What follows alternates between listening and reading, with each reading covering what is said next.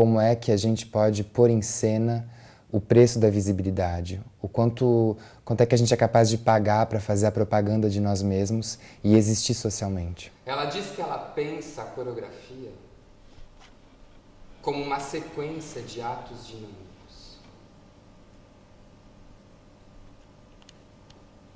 Um ato de crença. E eu estava muito preocupado sobre a questão de inventar um corpo, a maneira como eu tento entender a dança. Dança como invenção de um corpo. E durante esse processo de invenção de um corpo, eu me coloquei a questão de qual corpo eu me interessaria em criar uma espécie de aproximação, uma espécie de identificação e uma espécie de diferenciação.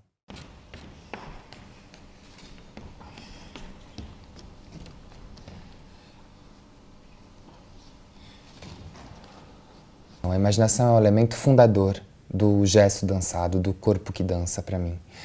E se eu estou falando de imaginação é porque eu vejo a imaginação como um elemento adaptativo, como uma capacidade de também se dar conta da realidade na qual a gente se instala.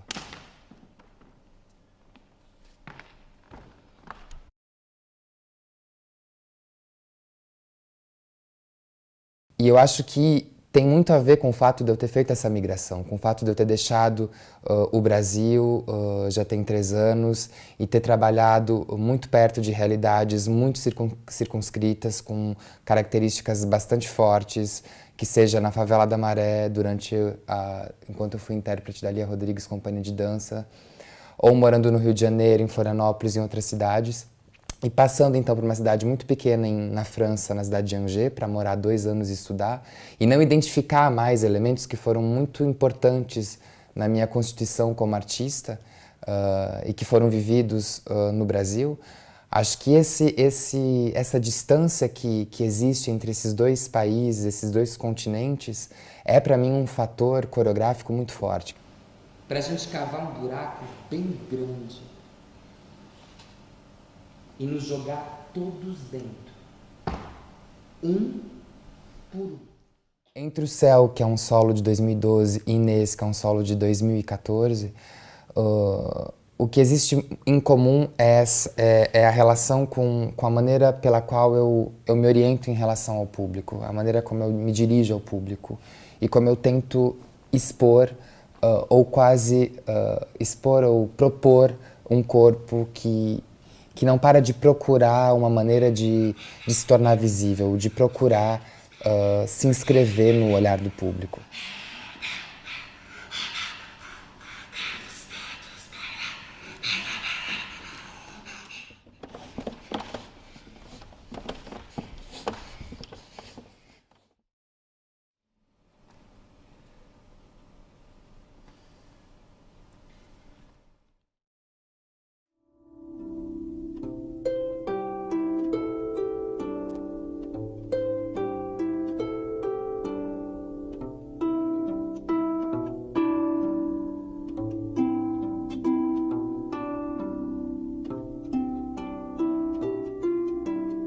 A ideia de fazer o arrastão surgiu quando tive um workshop de sound painting, que é uma técnica de orquestração elaborada pelo Walter Thompson, um nova-iorquino, que elaborou esta técnica há 2 décadas.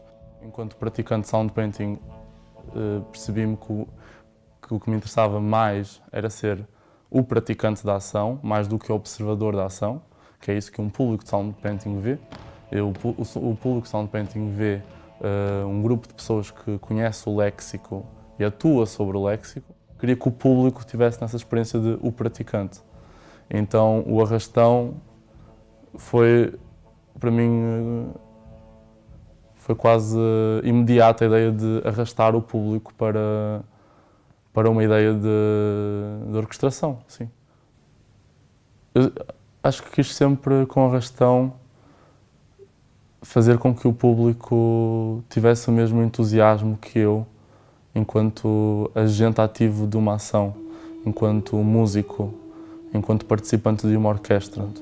Eu acho que acabei por escolher este tipo de jogos e esquemas em que integram o público tal como jogos infantis, como os jogos infantis fazem, não é? Os jogos infantis muitas vezes passam por aí, a ensinar determinadas regras e a partir dessas regras operamos e criamos novos tipos de diálogo.